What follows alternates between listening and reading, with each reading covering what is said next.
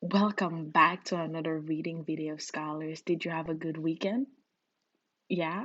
Well, I had a great weekend. Something really exciting happened, and I can't wait to tell you about it when we're back in the classroom.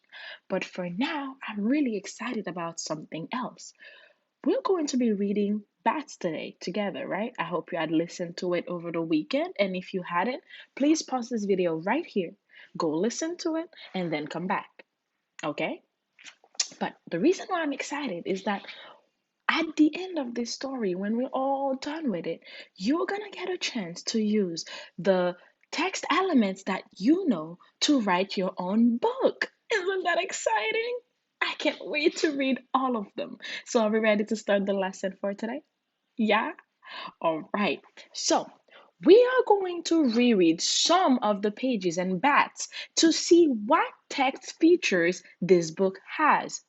Remember, nonfiction text has pictures, illustrations with labels, diagrams, and photographs. All right? So let's think about what text features does BAT have that is important to use, okay?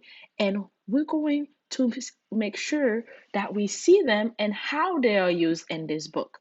All right? So let's get started with our pages because I'm excited, okay? So, scholars, let's start reading with this page right here, all right? Bats have been around for a long time. The oldest bat fossil found is about 50 million years old.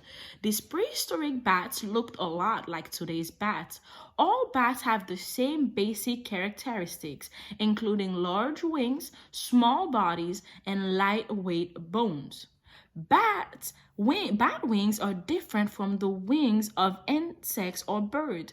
A bat's wing have long arm bones with very long finger bones.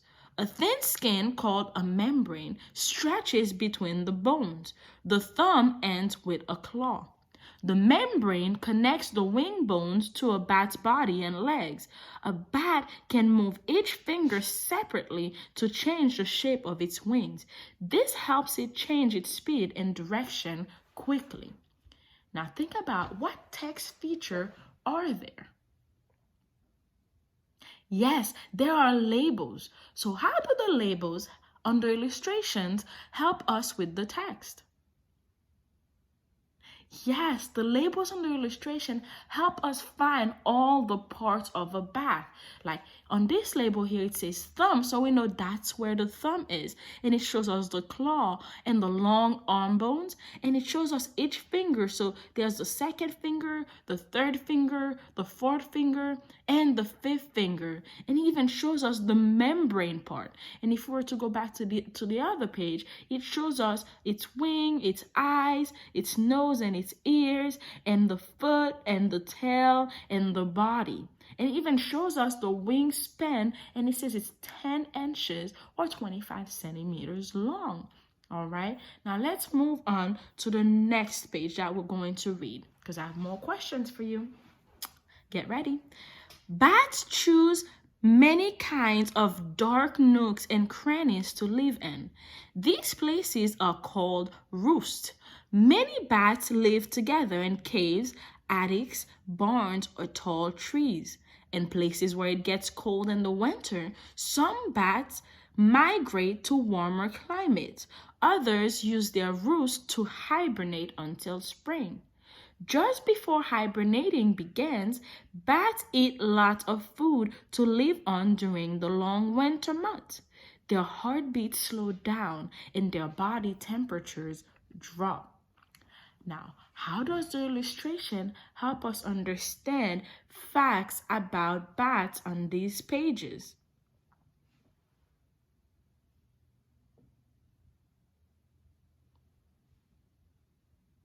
Yes, the illustration add extra facts and show us what these words mean. So over here, we were talking about migrating, right? Bats migrate when they go to and from a warmer climate. So we understand that migrating means to move from one place to another.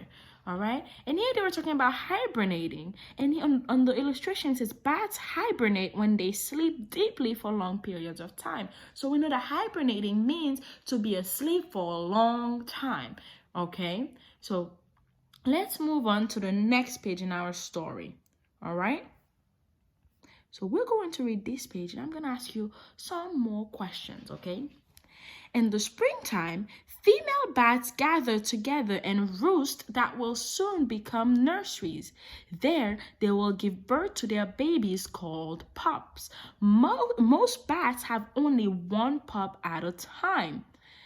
During birth, the mother bat hangs by her thumb claws with her head up. She forms a basket with her tail membrane.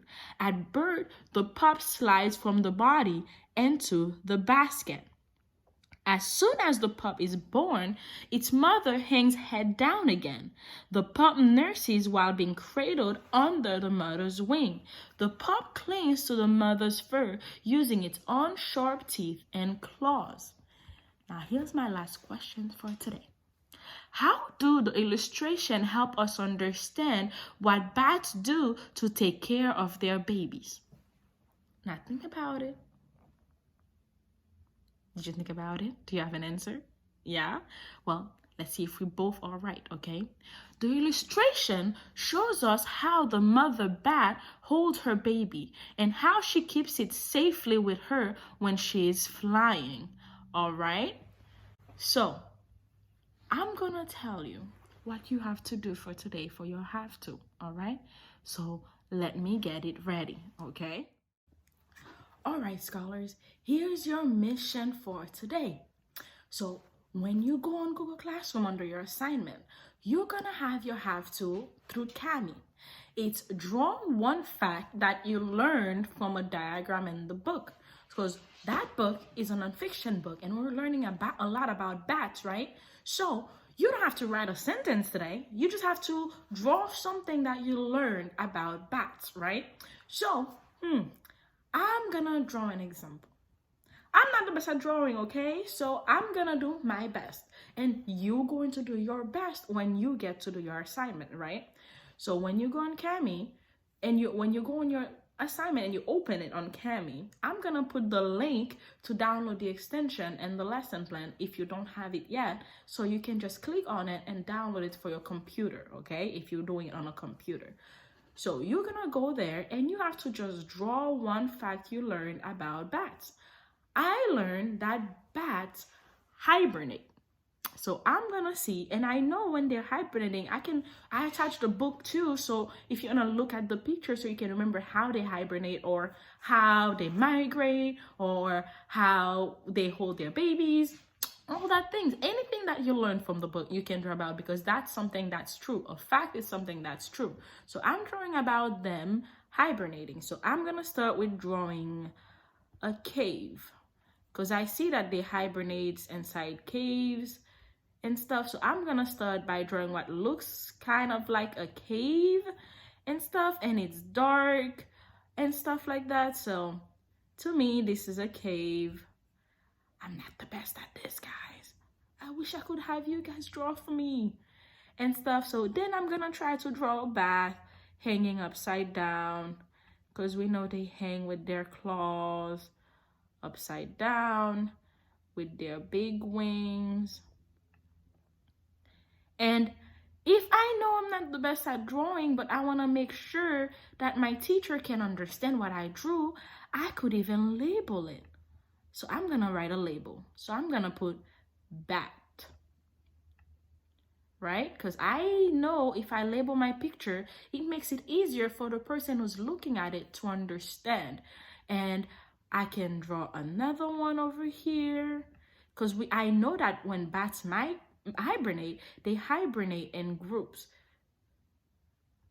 So I'm going to draw another bat right here with its wing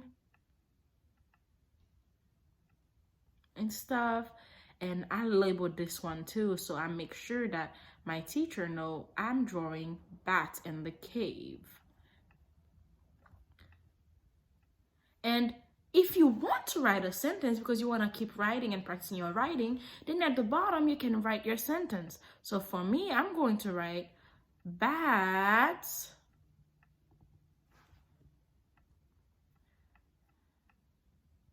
bats hibernate. And that's a big word, but where can you find that word if you're writing about that? Yes, you can find it in the story. Because if you have the story in front of you, you have to spell the word correctly. So bats hibernate. Bats hibernate. Period. And that is it. And once I'm all done with that, I will just turn it in through Cami. All right? So that is your mission for today. After you finish your have to and you turn it in, what do you have to do next? Yes, you have to do RazKids for 20 minutes, okay? Make sure you listen to some books and you read some books and you take some quizzes, all right? So are you ready? Okay, get ready, get set, go.